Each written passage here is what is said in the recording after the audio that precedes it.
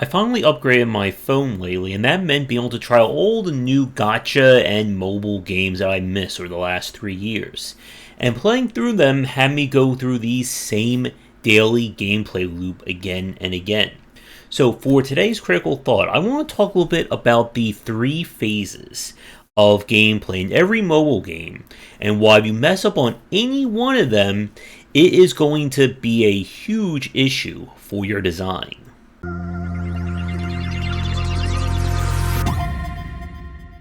When it comes to free-to-play and live service games, the beauty about their design is that there is no initial barrier of entry. You go to the website, you download it, you're done. But without having that initial investment or reason to play the game because you spend money on it, it also means there's nothing keeping people from just uninstalling for whatever reason. And as a question for those of you watching, what is the shortest amount of time that you spend playing a free-to-play game before you decide to quit it? I think for me it was about maybe a minute to a half. And free-to-play mobile developers have come to understand just how important it is to keep somebody motivated and interested in playing. This is where onboarding comes, or onboarding and retention are two crucial aspects. And we can break this down into three distinct phases when it comes to a game. So the first one is the onboarding or tutorial phase. This is the opening act of a game. Usually it's introduced in some crazy explosive fashion. God destroys everything. Some evil has to be killed. Your character suffers amnesia. Not horror amnesia, amnesia, which is not easy to say fast. If it's some kind of Dragon Ball related property, I think like 10 out of 10 times it's going to be some kind of time manipulation, time distortion, whatever, that starts the plot off. And from there, the game gets off to essentially a guided tour's pace, as most free-to-play mobile games will just literally walk you through every single step of what it means to play the game. Click on this, attack this guy, walk over here, you get 3 stars. And they will go through every individual mechanic of what it means to play this game. I've lost count how many times I've had to learn, click here to start a mission. If you give us your credit card number over here, you'll get good stuff. And so on. And this phase, despite how boring and repetitive it can be for people who play multiple games, it's still an essential part of the free-to-play loop. You need to make sure that everybody is on board in terms of the mechanics and systems, because if they're not, they're going to get confused and then they're going to stop playing and they will never play your game ever again. This is why we talk about why the first 15 to 30 minutes of your game needs to be heavily scrutinized and made sure that it works as best as it can. Now, the onboarding phase should be quick, but it's also dependent on the game itself. The more systems and mechanics you have, the longer it's going to be to do. And this is an important point, that you need to make sure that it's moving at a very good pace. It has to feel like the player is just constantly gaining momentum. This is one of the reasons why we talk about a lot of these games. The early actual gameplay itself doesn't really matter. Like, if your game is built on a leveling curve, most likely by the end of the tutorial, you'll probably hit level 3 or 4 in some cases. Or, you'll get your first gacha, or your first ultra rare pool, or anything along those lines. The onboarding phase lasts up until you finally let the player start doing things on their own, and there's no more tutorials. With one exception.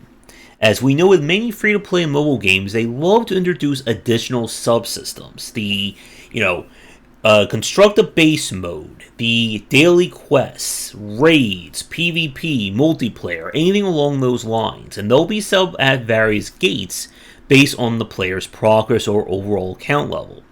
Whenever you introduce a new system, you have to give it its respective tutorial. This is why many of these games will often stop you and say, oh, you've just unlocked, building an apartment. Click on this to do it. And when these systems occur, you need to make sure, again, that the players or your player base is all on point. But the second phase itself is what we're going to define as the daily loop. This is when the player gets into the game proper, and now it's about figuring out what does it look like to play this game daily, weekly, monthly, yearly, whatever. And this is an important phase, because like we've said, retention is king when it comes to live service and free-to-play games. It does not matter if during the first month your game pulled in $200 million in revenue if 95% of that player base quit the following month.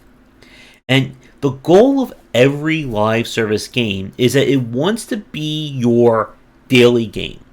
The one that you, again, are going to load up at least for a few minutes, an hour, whatever, day by day, week by week, progress by progress.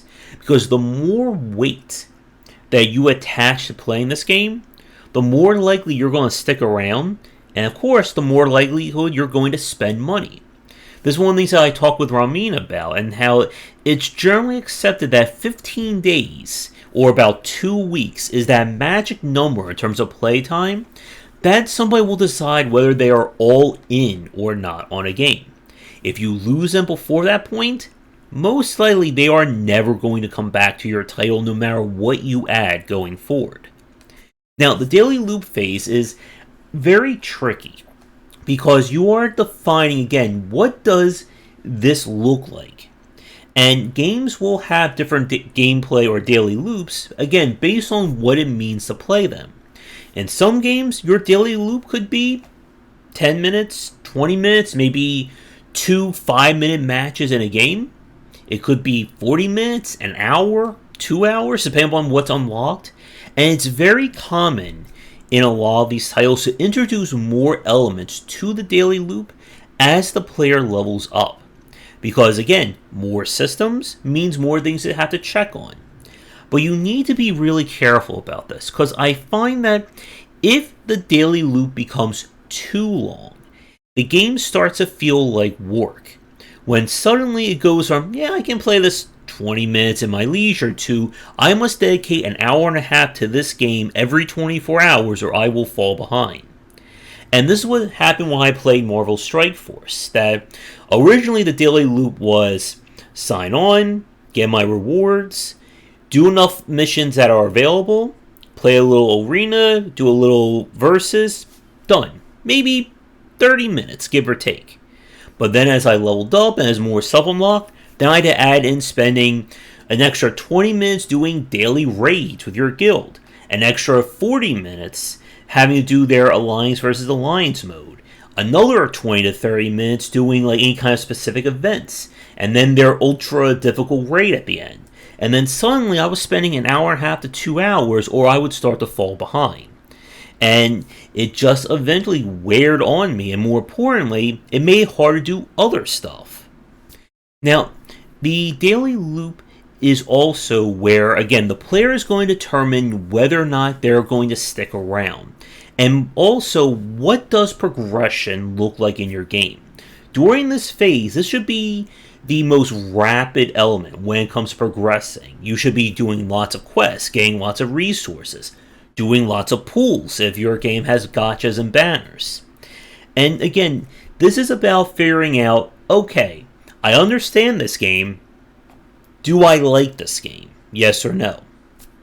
Now, the third and final phase, and why or where a lot of mobile and free-to-play games will typically fail if they get the other two right, is the long tail or late game phase. We don't say end game because these games aren't meant to have ends.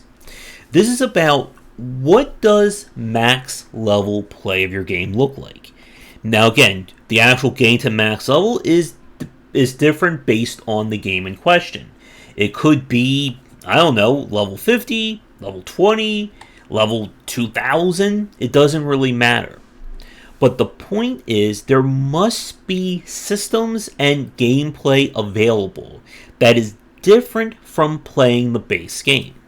Because now we're at the point where all the onboarding, all the systems and progression, they have to lead somewhere. And if they don't lead anywhere interesting, your longtime fans, they're gone. This was an issue that I ran into when I played the mobile game Illusion Connect, that I was enjoying that one. And about like 3 months of playing, I was like, okay, I'm at max level, now what? And there's nothing.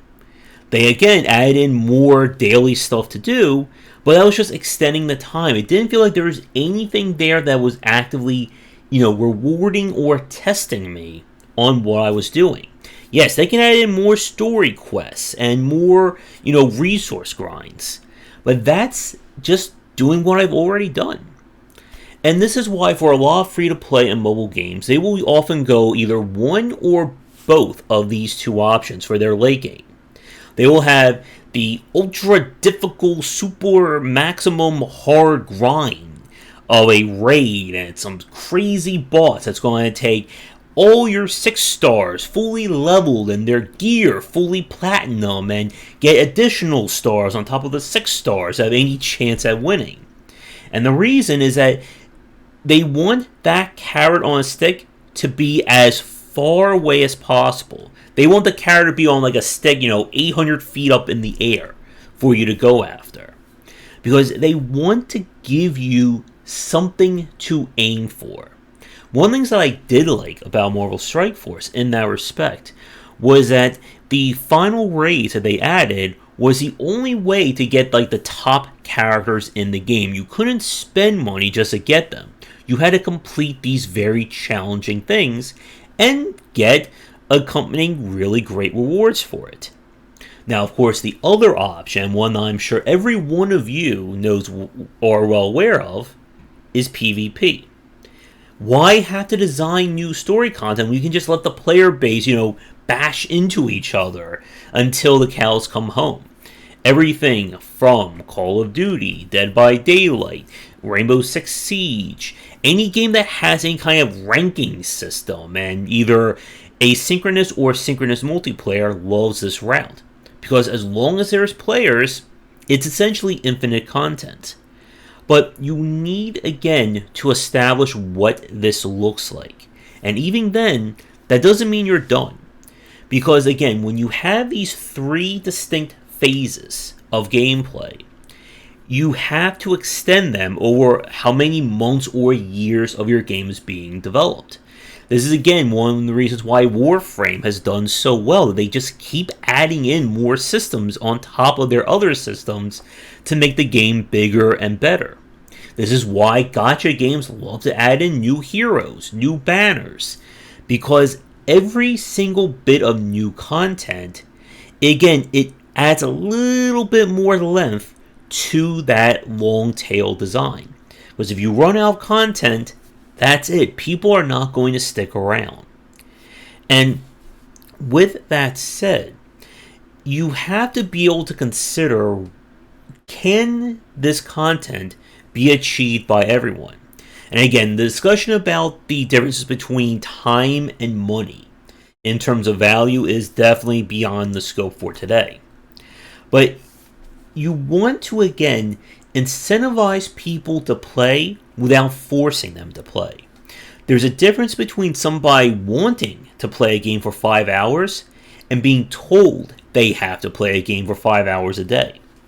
And you don't want to have those elements in place that force somebody. This is, again, why I'm just not a huge fan of daily content. That I'd rather have it either be weekly or something that can just accumulate and I can pick up or do at my leisure. Because, again, as the player moves through these 3 phases, not only will their skill level at the game change, but so will what they expect out of this game. If they're not figuring out or they're getting stuck at the onboarding phase, they're not going to stick around. If the daily loop is boring or it feels like they're just not making progress, they're going to quit. And they make it to the late game phase and they realize there's nothing here or it's just a monotonous grind, they're done as well.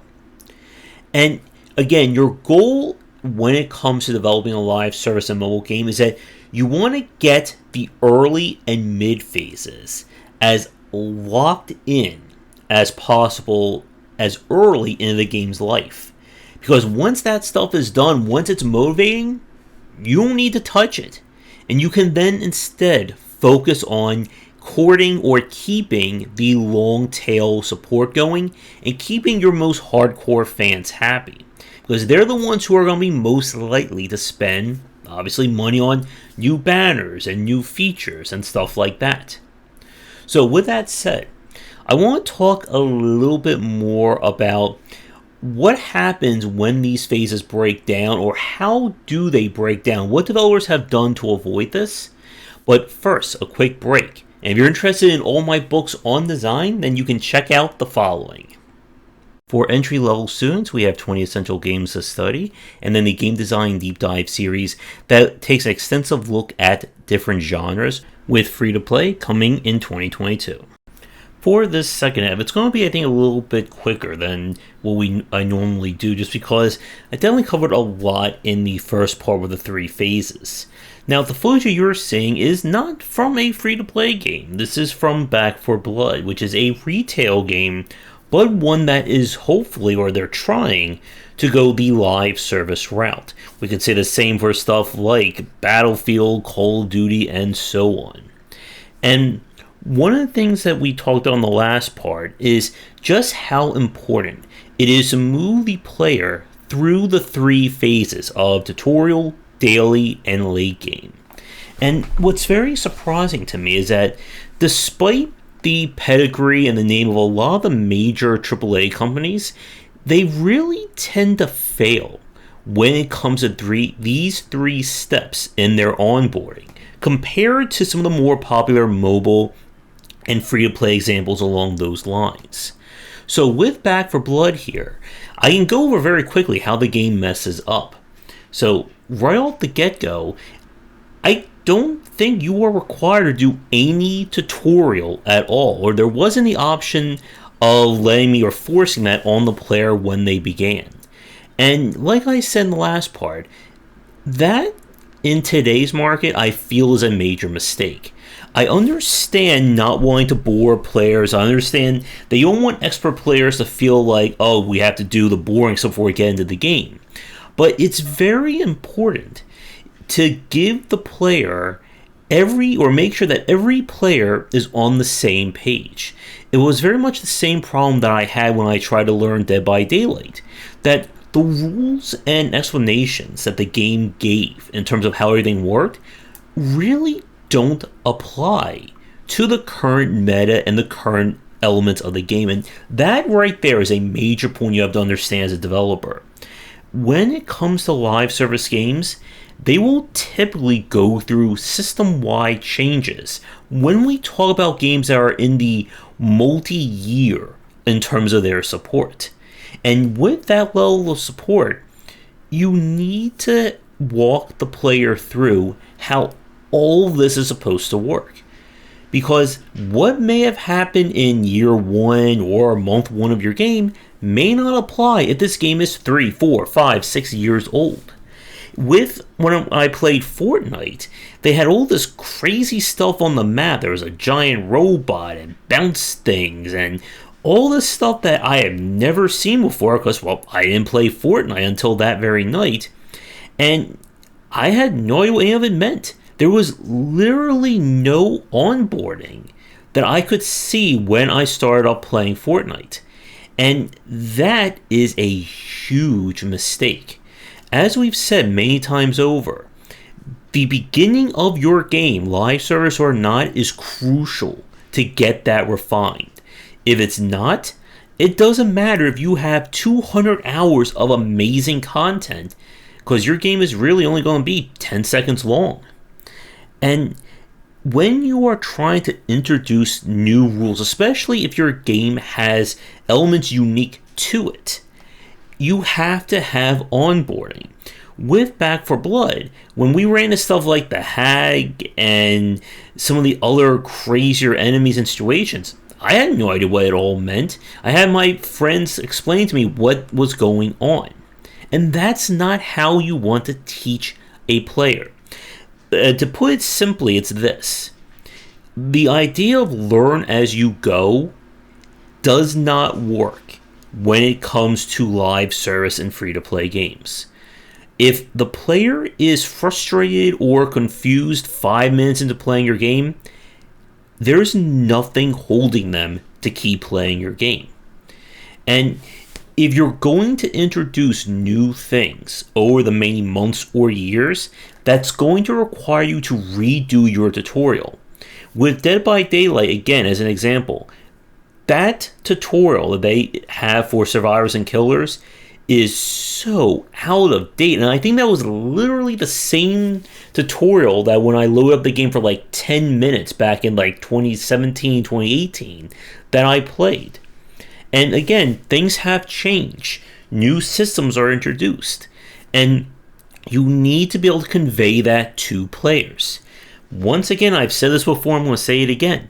You cannot rely on your influencers and big name streamers and YouTubers to be your tutorial for your game. Now, when it comes to the daily loop of a lot of these titles, you need to make it that it is engaging to the player. And one of the things that I have really have come down on in terms of the daily loop for a lot of free-to-play and live service games is the random quests reward. You know what this means, that you start the game, you get 3 random things to do, complete them, you get a major reward of in-game currency or experience and whatnot. But the 3 things can be A, completely unrelated to each other, or B, just not anything that you really want to do. When I was playing Dead by Daylight, my very first daily quest was to do something with a character that I never played, and the game didn't even explain how to do that. And I think it's far more rewarding, I think it's far better in terms of onboarding and pacing to create the daily loop that you want players to do and balance your game around that. Don't just set up to be some random series of events, because that's not going to engage someone if those random events are something that they don't want to do. If I don't want to play as character A or do this scenario, don't force the player to do that, because they're not going to have fun, they're going to feel forced to do it, and you're making the experience worse for somebody who may already be on the line as to whether or not they're going to stay. And then for the third point, when it comes to the long tail or late game, again, there has to be a plan in place on day 1 of your game's release. Does that mean your entire late game should be completely figured out and put in? No. But I should know when I start playing your game, what is the plan for it? What is going to be max level play?